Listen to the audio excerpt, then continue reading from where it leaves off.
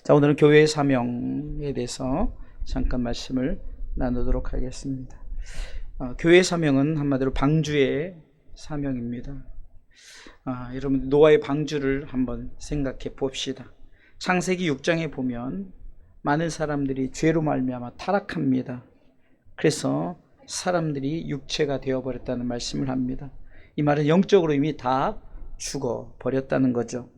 타락한 사람들이 5절 말씀에 보면 이렇게 기록되어 있습니다. 5절 같이 읽습니다. 여호와께서 사람의 죄악이 세상의 관영함과 그 마음의 생각의 모든 계획이 항상 악할 뿐임을 보시고. 이 타락한 사람들의 모습이죠.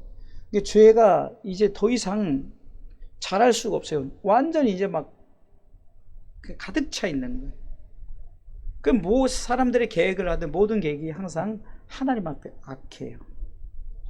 그 이유는 봤더니 1절과 2절에 보니까 이렇게 기록되어 있습니다. 같이 한번 읽어보겠습니다. 사람이 땅 위에 번성하기 시작할 때 그들에게서 딸들이 나니. 자, 사람의 딸들이 납니다. 2절 같이 읽어보겠습니다. 하나님의 아들들이 사람의 딸들의 아름다움을 보고 자기들의 좋아하는 모든 자로 아내를 삼는. 타락의 시작은 하나님의 아들들이 사람의 딸들을 좋아하면서부터 시작되었습니다. 여기서는 육적인 아들이 딸을 좋아하는 그런 것이 아니라 하나님의 사람들이 세상을 쫓아갔더니 어떻게 되었습니까? 이제 악이 가득해지고 세상에 이제 모든 생각, 계획들이 악할 뿐임을 아셨습니다. 하나님이 인간을 창조하시고 참으로 인간을 창조하시네 하나님의 감탄사가 나왔죠. 하나님의 보시기에 참 좋았더라. 베리 베리 베리 굿이었어요. 그런데 6절 말씀은 하나님의 감탄사가 한탄사로 바뀝니다. 창세기 6장 6절 읽습니다. 창세기 6장 6절입니다. 같이 읽습니다. 땅 위에 사람 지으셨음을 한탄하사 마음에 근심하시고. 하나님이 감탄했던 인간이 베리 베리 베리 굿했던 인간의 감탄사가 이제는 한탄사로 바뀌었는데, 야, 내가 정말로 저것들 지은 것에 내가 한탄한다. 그리고 근심한다. 그리고 이제 7절에는 이제 하나님이 한탄사로 바뀌면서 하나님이 이제 어떤 계획을 하시냐? 인간을 이제 다시 창조할 계획을 하십니다. 7절 같이 읽습니다. 가라사대 나의 창조한 사람을 내가 지면에서 쓸어버리되 사람으로부터 육축과 기는 것과 공중의 새까지 그리하리니 이는 내가 그것을 지었음을. 하나님의 한탄이 이렇게 무서워요. 싹 쓸어버리겠다는 얘기거든요. 그래서 방주를 만들고 이 모든 사람들 내가 다 진멸할 거라고 하나님께서 선언합니다. 그런데 먼저 구원받은 사람 노아를 8절에 소개하고 있습니다. 같이 읽습니다. 그러나 노아는 여호와께 은혜를 입었다. 자, 이 단어가 왜 중요하냐? 하나님의 한탄사 그리고 인간을 싹 쓸어버리겠다는 그 계획 아래, 그러나 다 그렇게 한데 그러나 한 사람은 내가 구원을 시키겠다. 그리고 다시금 그들을 통해서 그 노아를 통해서 내가 구원의 방주를 만들게 하고 이제 사람들을 구원하겠다라고 계획하시죠. 이 노아를 선택했을 때는 이 노아가 얼마나 의로우냐, 선하냐, 선한 일을 했느냐 하나도 묻지 않아요. 하나님이 우리를 선택하실 때는 조건이 없어요. 제가 지난주 금요일 날 우리 아무것도 그리하면 그래서 아무것도는 우리의 기도의 자세고, 그러니까 아무것도 염려하지 말고 모든 일에 기도와 간구로 감사함으로 기도하면, 아무것도는 우리의 기도의 자세고, 그 하나님의 응답은 뭐라고 말했어요?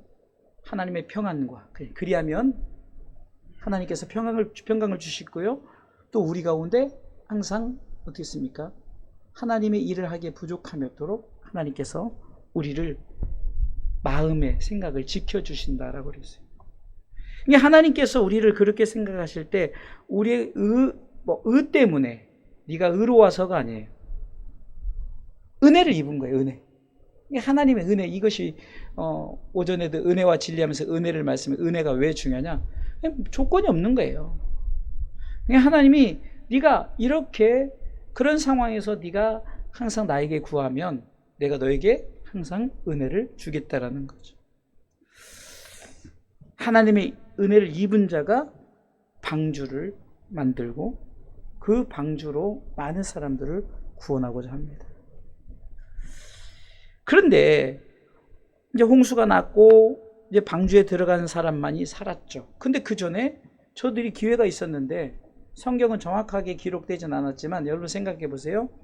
자, 방주를 어디다 만들었죠? 자, 아라랏산 꼭대기에다 만들었어요.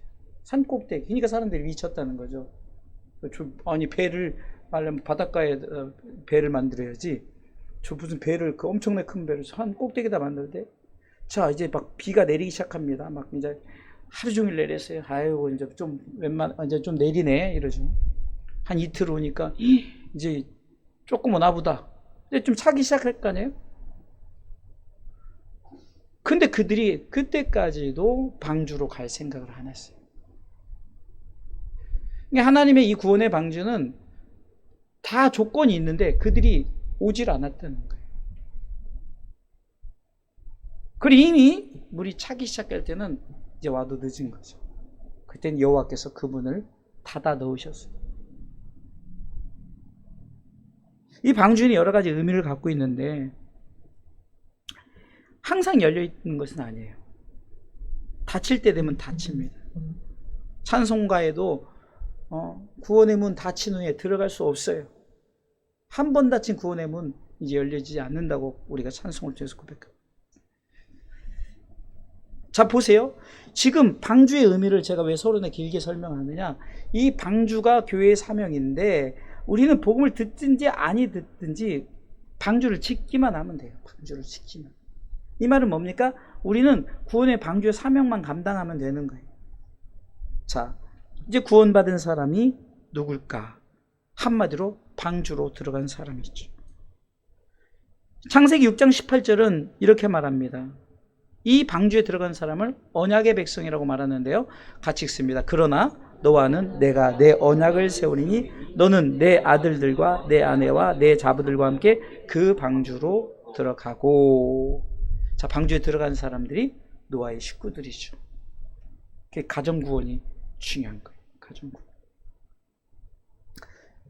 그리고 저들이 이제 번성을 하게 하기 위해서 이제 각종 생물들을 암수 한 싹씩 방주로 드립니다. 19절 읽어볼까요? 같이 읽습니다. 혈육 있는 모든 생물을 너는 각기 암수 한 쌍씩 방주로 이끌어 들여 너와 함께 생명을 보존. 이게 방주의 목적은 생명을 보존하는 거죠. 이게 교회의 이 사명이 방주의 사명은 생명을 보존시키기 위해서 교회로 들어가라는 거죠. 신앙은 뭡니까? 우리는 목회를 하면서 제가 느끼는 것은 우리는 그러죠. 교회 출석 잘해야 돼요. 교회 출석이 뜸해지면 시험에 빠져요. 틀림없이. 교회 나오면 은혜 받고 교회 나가서 깨닫고 교회 나가서 어떤 사업의 아이디어도 생기고 화목도 하고 결국은 또 사랑하게 되고 내가 정말로 미워하는 원수도 또 사랑할 수 있다 이렇게 말하죠. 사실입니다. 가끔 우리 크리스찬 자녀들이 난 크리스찬 자녀들보다 조금 유리한 것은 교회의 특성이 있기 때문입니다. 가끔 교회의 특성에 어긋나게 하는 교회, 사실 그건 교회도 아니죠. 교회라는 탈을 쓴 거지만 원칙적인 교회는 특성이 있죠. 그것은 그 안에서 예배를 통해서 결국은 깨닫게 해지는 거예요. 가랑비에 옷 젖는다는 말이 있습니다. 우리 아이들이 참으로 이렇게 참 어른들과 같이 예배를 드리면서 제가 다른 주일학교 아이들이나 이렇게 예배 드리는 모습을 이제 누구를 통해서 들어보면 애들은 애들이니까 예배를 둔다 이런 말들이 많아요. 근데 저는 그렇게 생각하지 않아요. 우리가 흔히 이렇게 말하죠. 애들도 영혼이다. 왜 애들도 영혼이라고 말하면서 우리가 그럴 때 구분을 하느냐. 아이들이 좀 성숙된 이 신앙생활 하는 것을 볼 수 있어요. 좀 여러 가지로 마음에 안 들고 그런 것도 있지만 그래도 이 안에서 아이들이 예배 드리고 또 저렇게 예배를 자체로 아이들이 예배 드리는 이런 모습을 보면 교회의 이 사명이 중요하다. 이 방주의 사명은 저들의 영혼을 소성케 하는 거예요. 새롭게 하는 거죠. 그래서 나오라는 거죠. 어떤 사람은 교회 와서 졸 수도 있어요. 뭐 공치는 날이라고 생각할 수 있죠. 저는 그렇게 말합니다. 졸더라도 나와서 졸으라. 피곤하면 어쩔 수 없죠. 또 제가 졸리게 하니까 제 책임이 크죠. 제가 졸리지 않게 해야 되는데. 우리는 가끔 이렇습니다. 내가 오늘은 마음이 별로야. 그래서 교회 안 나가. 오늘은 내 상황이 어때서 교회 안 나가. 그러나 교회는 반드시 나와야 돼. 왜? 교회가 살리는 곳이기 때문에. 교회가 영혼의 생명을 불어넣는 곳이기 때문에. 여러분, 크리스찬과 난 크리스찬의, 그러니까 예수 믿는 사람과 예수 믿지 않는 사람의 차이는 사회학적 통계로 나왔는데요. 이제 기독교 사회학 통계가 뭐냐? 넉 달만 누구든 교회 안 나오면 난 크리스찬이 된대요. 저는 그 이해가 갑니다. 넉 달만 쉬어보세요.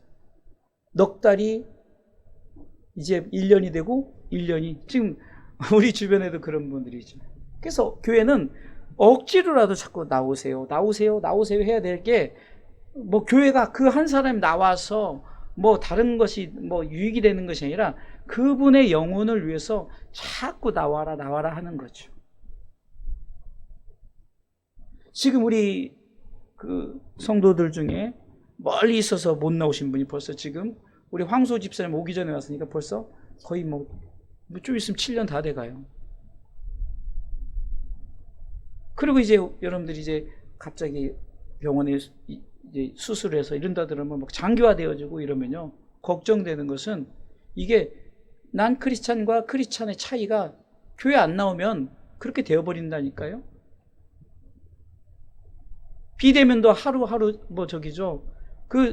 뭐 하다가 손님 오면은 그냥 예배 접고 또 뭐 하다가 하면 졸리면 안 드리고 뭐 또 자면서 드리고 자다가 이런 상황이 돼버리는 거예요. 그러니까 자꾸 교회의 사명은 나오게 하는 거죠. 자꾸 나와라. 예수 믿는 사람은 교회를 다니는 사람이라고 해도 우리가 과언이 아니에요. 교회 다니는 것이 기본이기 때문입니다. 그래서 우리 성도들은 가장 기초적인 거, 건강함으로 예배 생활할 수 있도록 기도하시기 바랍니다. 여러분들 상황 속에서 안 나오면 편한 것 같지만 그만큼 내 영혼이 나도 모르게 시들어져 가고 있다는 사실이죠. 물고기 밖을 나왔을 때 뭔가 해보려고 나와서 탕탕탕 거리지만 몇 시간 내 물이 없어서 죽음을 당하는 것처럼 차라리 내가 죽자니 산채로 희생되자 해서 회로 인간들에게 먹힘을 당하는 게 낫지. 결국은 죽어서 썩어지게 되잖아요. 그러니까 방주에 들어가야 구원받는다는 것이 바로 이거예요. 교회 나가야 되는 거예요. 교회 나가야 돼요. 왜? 교회에는 말씀이 있고 예배가 있고 예배를 통해서 하나님을 알게 하고 나 자신을 깨닫게 하고 내가 가정을 어떻게 해야겠다. 또 내가 내 사업도 어떻게 해야겠다. 내 직장도 어떻게 해야겠다는 것이 교회를 통해서 하나님의 은혜로 주어진다는 사실이죠. 이게 건강한 교회는 원칙에 충실한 교회인데 다른 것이 아닙니다. 기초는 예배 생활입니다. 그래서 먼저 교회 사명을 제가 이렇게 서론에 이렇게 얘기하는 것은 굉장히 중요한 기초이기 때문에 말씀을 드리는 겁니다. 우리가 신앙생활하면서 구원에 대한 확신이 있는 사람이 구원의 확신만 가지고 구원의 확신이 유지될 것 같죠? 절대 그렇지 않습니다. 예배 생활이 무너지면 구원의 확신도 사라지게 되고 여기가 좋사오니 하게 되는 거예요. 그래서 땅의 것을 취해서 결국 저들은 어떻게 합니까?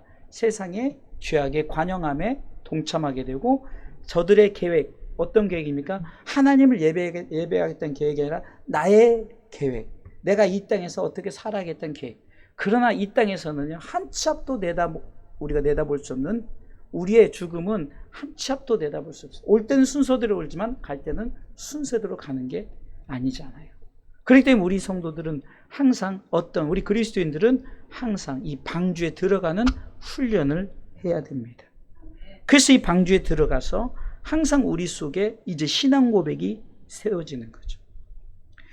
마태복음 16장은 그 유명한 예수님께서 가이사랴 빌립보 지역에 갔을 때 많은 사람들이 예수님이 누구냐 막 여러 가지 예수님에 대해서 막 기적과 이적을 베풀고 막 표적도 나타내고 이러니까 많은 사람들의 이슈, 요즘으로 말하면 막 떠오르는 굉장히 유튜브에 유명한 예수님이 된 거예요. 근데 사람들이 이곳저곳에 이렇게 말하니까 사람들이 나를 뭐라고 하느냐 그랬더니 능력적으로 말합니다. 엘리야처럼 한 선지자 중에 하나라도 보고 하여튼 대단하십니다 주님 이렇게 말하니까 주님 그럼 너희는 나를 누구라 하느냐. 15절이죠. 가라사대 너희는 나를 누구라 하느냐. 16절은 저와 여러분들의 고백해야 됩니다. 읽습니다. 시몬 베드로가 대답하여 그러되 주는 그리스도시요 살아계신 하나님의 아들이시니라. 아멘. 자, 이 고백이 어디서 나옵니까? 바로 교회 안에서, 방주 안에서 나옵니다.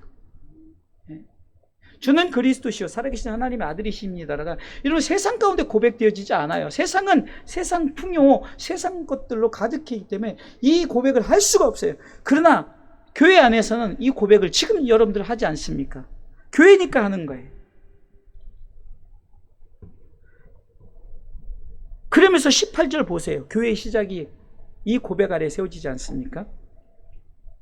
읽습니다. 또 내가 내게 이르니 너는 베드로라. 내가 이 반석 위에 내 교회를 세우리니 음부의 권세가 이기지 못하리.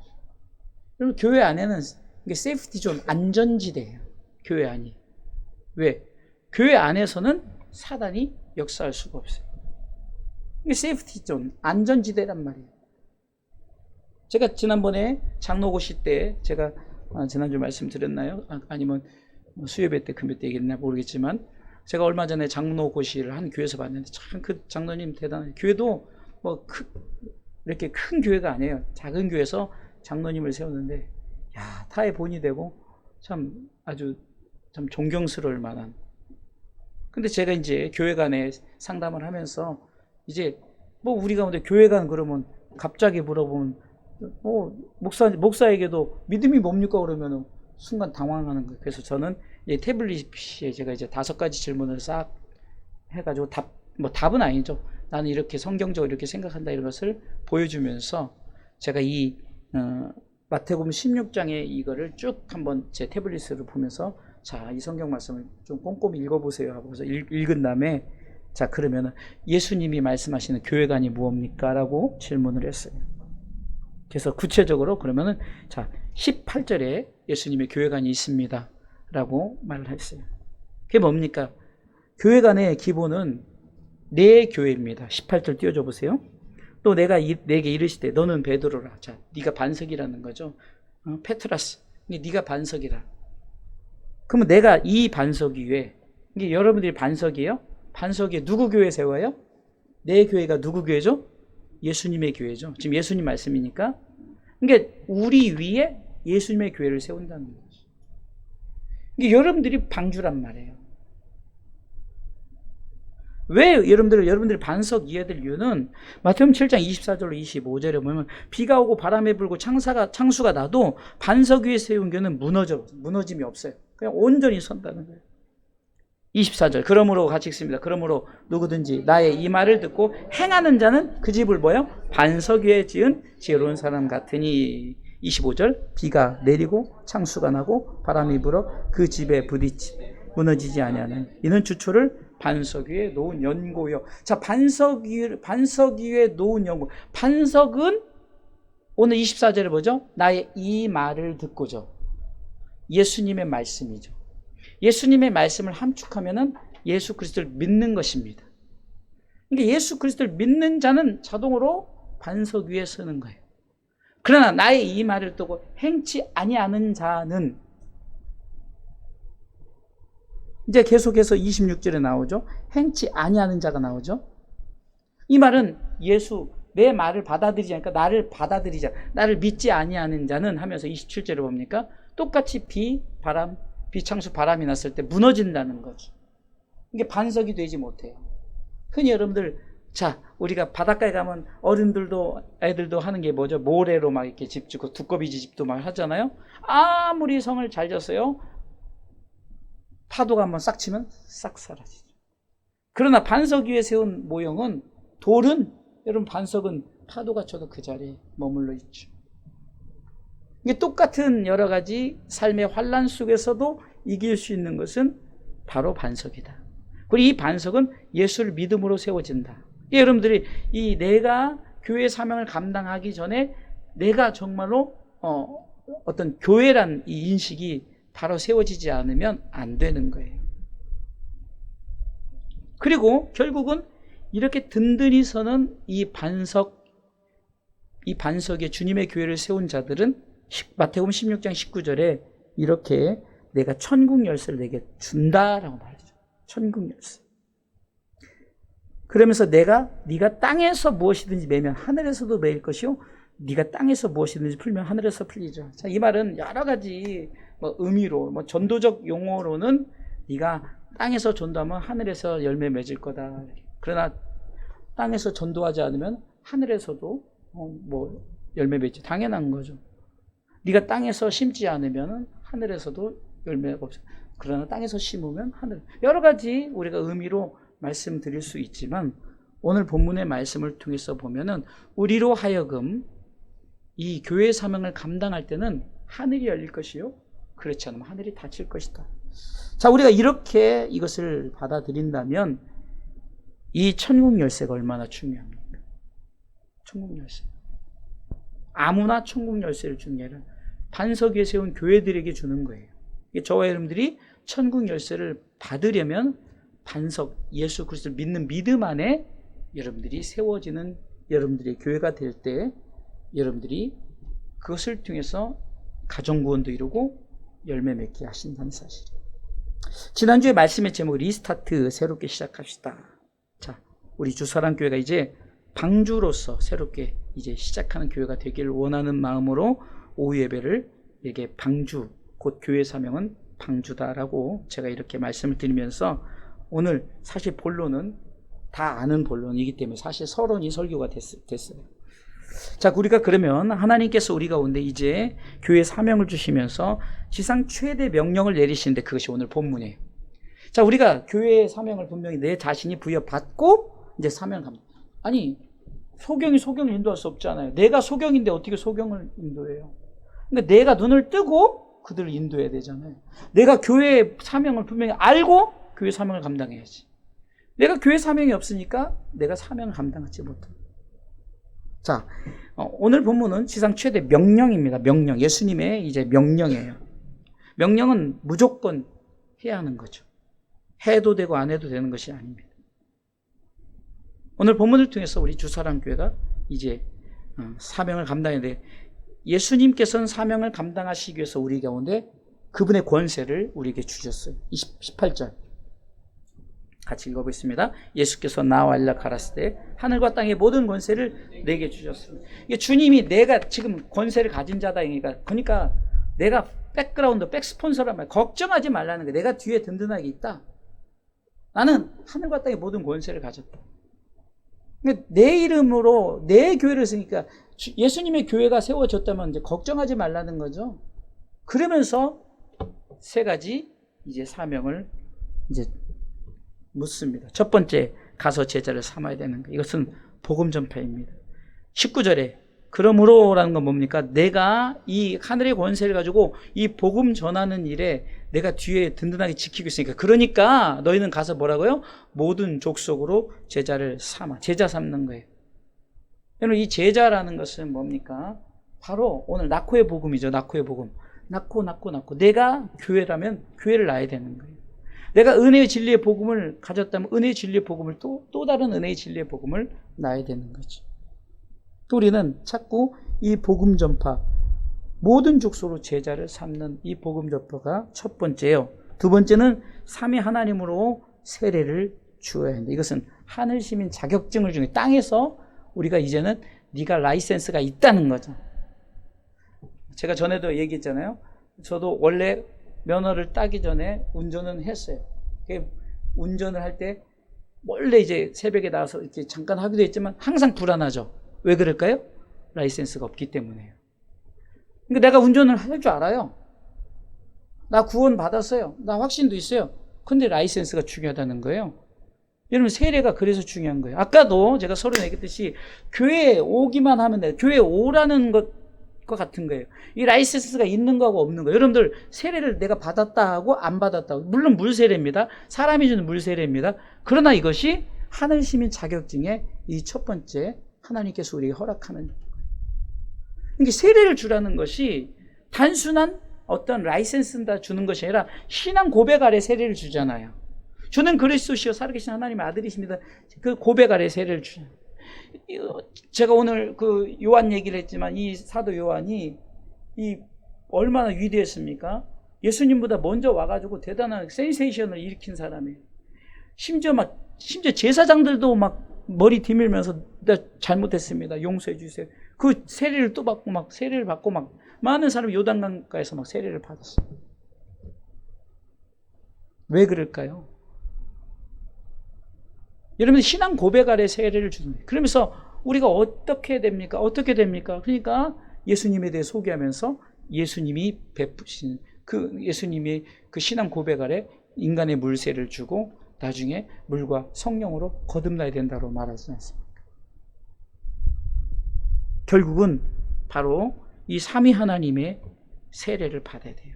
오늘 19절의 중반부에는 아버지와 아들과 성령의 이름으로 세례를, 내가 성부와 성자와 성령의 이름으로 아무개에게 세례를 주나. 우리 아이들에게도 지금 이제 유아 세례를 받으면 이제 입교를 통해서 네가 이제 신앙 고백해. 이전에는 부모가 신앙 고백했지만 이젠 네가 고백해라고 입교를 통해서 이제 완전한 세례 교인으로서 이제는 성찬에도 참여하고, 이제 어떻게 보면은 무슨 교회에 중대한 일이 있을 때 참여할 수 있는 거예요. 세례자들이. 물론 재직 직분자들이 참여하긴 하지만 원칙적으로는 세례 받은 자들이 참여할 수 있어요. 그러니까 이 삼위 하나님의 이름으로 세례를 주는 이것은 땅에서의 라이센스, 하늘 시민 자격증을 갖게 하는 거죠. 그래서 마치 두려움이 없는 거예요. 나 세례 받았다. 이것이 이미 하나님께서 그 인간의 물세례를 인정하기 때문에, 그래서 이 세례는 굉장히 땅에서의 중요하다. 그래서 많은 사람들이 세례 그까짓 것 이렇게 생각할 수 있는데 절대 그까짓 것이 아니에요. 제가 얘기했잖아요. 라이센스가 있고 없고는, 내가 운전을 예를 들었죠. 운전을 하다가 라이센스 없이 운전해 보세요. 얼마나 불안해요. 경찰한테 걸리면 뭐 경찰 비슷한 그래서 방범대원이 경찰인 줄 알고 막 깜짝 놀라기도 하죠. 하기야 뭐 운전 면허증 있어도 경찰 보면 움찔하는데, 그런데 라이센스 있어 보세요. 걱정 없죠. 뭐 면허증 네 여기 있습니다. 딱 주잖아요. 자, 그렇습니다. 사단이 우리로 하여금 너 천국 갈 수 있어? 너 한번 증거 보여줘봐. 딱 나 세례 받았어요. 성부 성자 성령으로 세례를 받았습니다. 거기다 나 성령 세례도 받았어요. 여러분, 이것이 얼마나 중요해요. 여기서는 물 세례뿐만 아니라 뭐 좀 길어지니까 얘기하는데 성령 세례까지도 말씀을 하는 겁니다. 세 번째는요, 이제 신앙생활하면서 이 교회 이제 나오게 하고 이제 세례를 주게 하잖아요. 그리고 중요한 것은 저들을 통해서 믿음을 지키는 교육과 이제 믿음을 지킬 수 있도록 가르쳐 지키게 하는 사역이 중요합니다. 20절에 내가 너희에게 분부한 모든 것을 가르쳐 지키게. 여러분, 성경은 모든 것 하면은 굉장히 우리가 어렵습니다. 그래, 모든 것을 함축한다면은 다른 것이 아니라 이 십자가를 보시면 돼요. 십자가에 다 담겨져 있어요. 하나님 사랑, 이웃 사랑. 여러분, 하나님 사랑, 이웃 사랑이 바로 모든 것이 이 안에 다 담겨지는 거예요. 이 안에. 그러니까 이 안에 삼위 하나님의 그 일하심도 담겨져 있고요. 이 일을 통해서 우리가 어떻게 해야 될까로도 담겨져 있어요. 모든 것에 대한 부담을 갖지 마시고 성경을 통해서 특별히 우리가 이렇게 예배를 통해서 말씀이 전해지고 말씀이 들리고 특별히 요즘에는 이렇게 자막을 통해서 보여주면서 여러분 하는 것이 뭡니까? 바로 교육이에요. 또 믿음을 지킬 수 있도록 흔들리지 않도록 하는 것입니다. 자, 이렇게 교회의 사명을 가서 제자를 삼고 삼위 하나님의 이름으로 세례를 주고 믿음을 지킬 수 있도록 가르쳐 지키게 한다면 그럼 하나님이 그러면은 어떻게 하느냐? 이것이 20절에 담겨져 있죠. 둘째 줄 같이 읽습니다. 볼지어다 그 부분요. 같이 읽습니다. 볼지어다 내가 세상 끝날까지 너희와 항상 함께 있으리라 하시니라. 우리가 인사하죠. 하나님이 함께 하셨고 함께 하시고 함께 하실 것입니다. 이게 무슨 인사법이죠? 그렇게도 모르시겠어요. 무슨 인사법? 임마누엘 인사법이잖아요. 임마누엘. 그러니까 하나님이 과거에도 현재에도 미래에도, 그러니까 한마디로 하나님은 언제든지 언제나 우리 가운데 함께 계시다라는 거죠. 그러면 왜 함께 계시냐? 오늘 본문을 통해서는 뭐라고 말하니까 볼지어다 세상 사람들 보라는 거예요. 내가 세상 끝날까지 임마누엘로 함께 하게 돼. 과거 현재 미래는 우리가 과거는 지나고 현재는 살아가는 시점이지만 주님 말씀하십니다. 세상 끝날 때까지 미래도 주님 오실 그때까지 내가 너희와 함께할 그때까지 항상 함께 있겠다. 그 교회의 사명은 방주의 사명이요. 방주의 사명은 교회로 들어오게, 방주로 들어오게 하는 거죠. 왜? 들어와야만 살기 때문에. 들어오지 않은 자들은 억지로라도 들어왔다면 살았을 거예요. 그러나 아무도 들어오지 않아요. 그래서 가족이 유리한 게 뭡니까?